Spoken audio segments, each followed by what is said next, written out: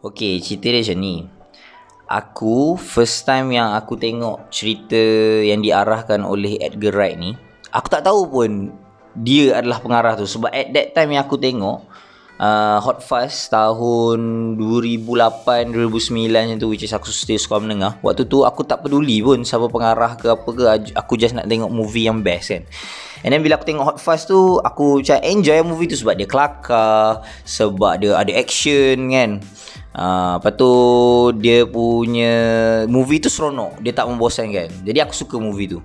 Sampailah aku dah lepas habis belajar dekat U semua, aku rasa macam aku nak tengok balik lah cerita tu. Aku macam ada cerita dulu, cerita action pasal polis ni best semua kan. So aku macam nak cari, aku sampai terlupa tajuk dia. So aku cari, lepas tu aku cari polis lah apa semua keluar. Lepas tu aku macam ni cerita dia. So aku nak tengok. Dan bila aku dah tengok kan, dia bagi satu perspektif yang baru. Sebab kau dah besar sikit bila kau tengok movie tu. Dia bukan saja cerita tu best sebab dia kelakar dan ada action. Movie tu dia menyeronokkan in a way yang dia dipresentkan dengan cantik.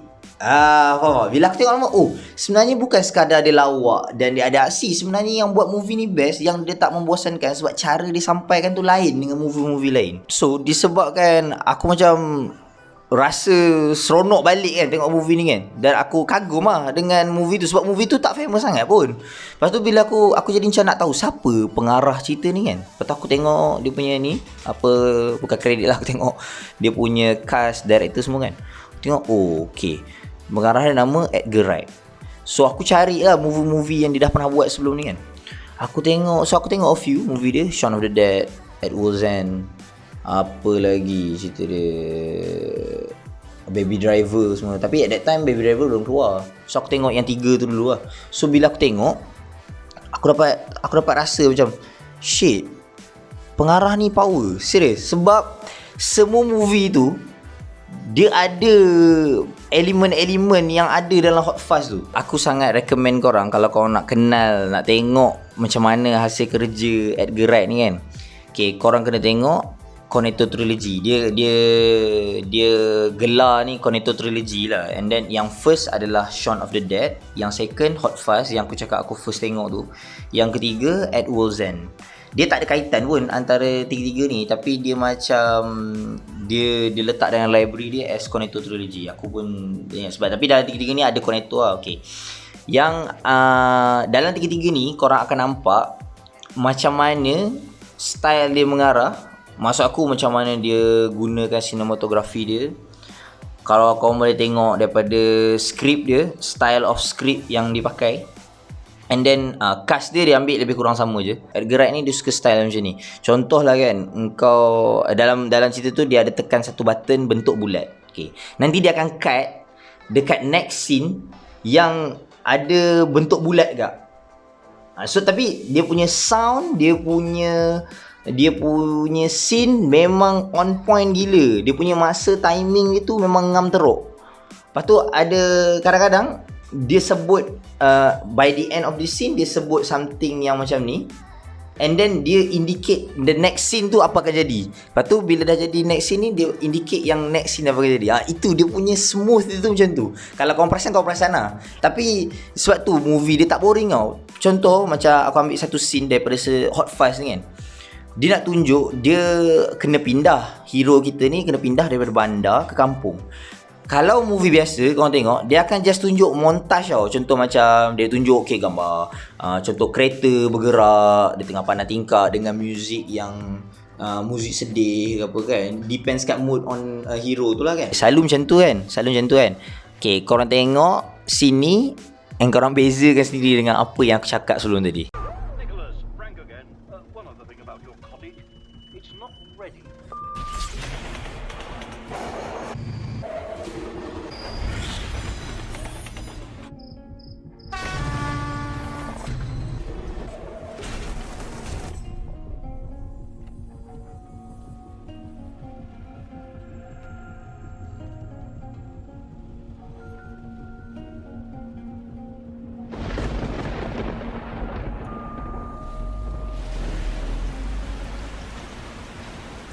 Lain kan.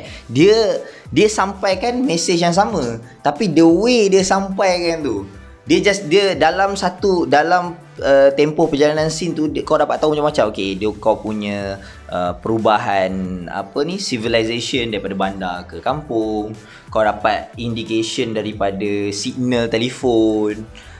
Kau dapat tengok dia punya, dia tunjukkan scene tempat tu, environment tempat tu without dia cakap pun. Kau orang sini boleh faham, kita sini boleh relate dengan apa yang nak cakap. Okay, itu satu. Lepas tu sound ni bukan sahaja dia punya sound effect macam letupan ke apa tu tau, tapi lagu-lagu yang diguna kena. Yang ini korang boleh nampak jelas dekat cerita Baby Driver. Dia punya intro tu je, daripada perjalanan dia tu, pergerakan kamera dia. Ada sekali contoh macam ni, aku tunjuk korang Baby Driver punya scene.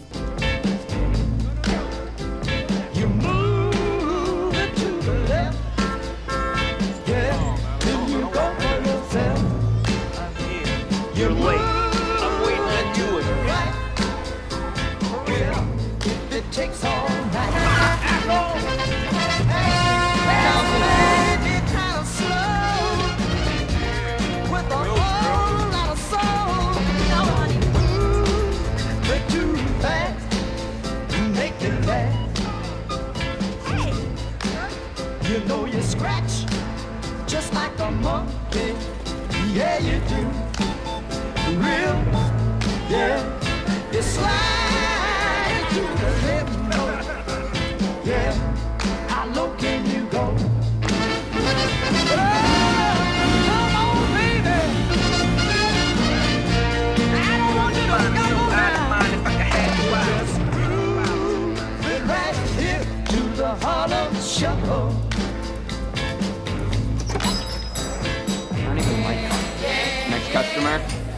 Next customer. Oh, can I take your order?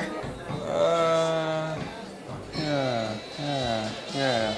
I'll have 4 black coffees, medium. Name? Baby. Baby?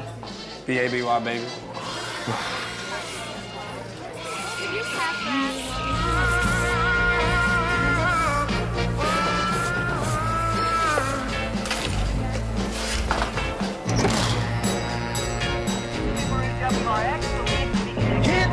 Okay, so kau nampak kan, dia punya cara dia gunakan sound tu sangat-sangat expert lah. Dan aku suka dia, pengarah ni dia memang sangat kreatif. And okay, lepas aku dah tengok balik, ni, aku dah jadi fan kepada Edgar Wright ni kan, one of my favourite director kan. And then lepas tu sampailah tahun bila aku tak sure, 2014 2013 macam tu, dia announce yang Ant-Man ni pengarah dia adalah Edgar Wright. Sebab aku peminat Marvel, peminat MCU, dan aku masih peminat MCU walaupun sekarang ni movie ataupun drama dia punya series aku berkurangan dia punya quality kan, tapi aku still ada faith dekat MCU. Okay, back to the story. So bila dia announce yang Edgar Wright ni akan direct movie, one of the movie dalam Marvel, so aku cakap wow, best kan. So aku tunggu lah cerita apa direct ni, which is Ant-Man ni. Sebab aku tahu karakter Ant-Man tu, tapi aku tak tahu jalan cerita dia ke apa semua. Tak pernah ambil pot sangat sebab dia bukanlah hero yang famous sangat kan. Okay, tapi aku tak sabar nak tengok sebab aku memang suka director ni. So bila aku tengok kat wayang, aku memang suka gila movie tu sebab dia buat hero yang biasa-biasa ni jadi hero yang sangat best. Sebab cerita dia tu memang sangat best. Cerita dia sebenarnya biasa je. Hero ni dia nak buat satu rompakan dekat tempat ni, tapi cara dia sampaikan movie tu, kalau korang tengok macam aku cakap tadi, dia pakar dalam edit, gunakan untuk tallykan sound dengan scene kan. Okay, ada satu scene ni, dia punya member pencuri guard nama Louis nak cerita proses dia mencuri ke apa, aku tak ingat. Okay, and then cara dia ceritakan tu, okay, kau tengok. Okay, I was at a wine tasting with my cousin Ernesto, which was mainly reds, and you know I don't like reds, man. You know, but there was a rosé that saved the day. It was delightful. And he tells me about this girl Emily that we used to kick it with. It was actually the first pair of boobs that I ever touched. It's the wrong details. It has nothing to do with the story. Go. So, he tells me that she's working as a housekeeper now, right? And she's dating this dude Carlos, who was a shot caller from across the bay, and she tells him about the dude that she's cleaning for. right? That he's like this big shot CEO that is all retired now, but is loaded. And so Carlos and Ernesto are on the same softball team, and they get to talking, right? And here comes the good part. Carlos says, "Yo, man, this guy's got a big ass safe just sitting in the basement, just chilling." Of course, Ernesto comes to me because he knows I got mad thieving skill. Of course, I ask him, "Did Emily tell Carlos to tell you to get to me what kind of safe it was?" And he says, "Nah, dog. All she said is that it's like super legit, and whatever's in it, it's gotta be good." Disebabkan scene ni punyalah macam ikonik lah boleh kata. Bagi aku scene ni best lah kan. Sampai kan style of scene ni dia guna juga untuk Ant-Man yang kedua tau. Memang obvious dia nak just recreate apa yang dah dibuat pada Ant-Man yang first ni. Okay, so then bila dia pakai ni, walaupun scene tu style macam tu ada, tapi sebabkan bukan dia yang mengarah, so the whole story tu dia tak seseronok yang first. Kalau korang tengok yang macam baru ni kan, Quantumania, pengarah dia lain tak? Aku tak sure, tak ingat nama pengarah dia. Tapi cerita dia biasa sangat. Dan lagi satu, kalau korang peminat MCU, korang tahu yang benda ni dah dipromotkan lama. Contoh Kevin Feige dah cakap kat kita yang okay, tak lama lagi kita akan ada ni, waktu sekian-sekian tarikh kita ada Quantumania, movie ni akan ni lah. So dia hypekan cerita tu tau. Tapi bila kita dapat cerita tu biasa, tak se-hype yang kita expect. So kita, it's a letdown lah senang cerita kan. Kau percaya lah cakap aku, kalau Edgar Wright yang direct Ant-Man yang kedua dengan Quantumania, serius trilogy tu akan jadi gempak.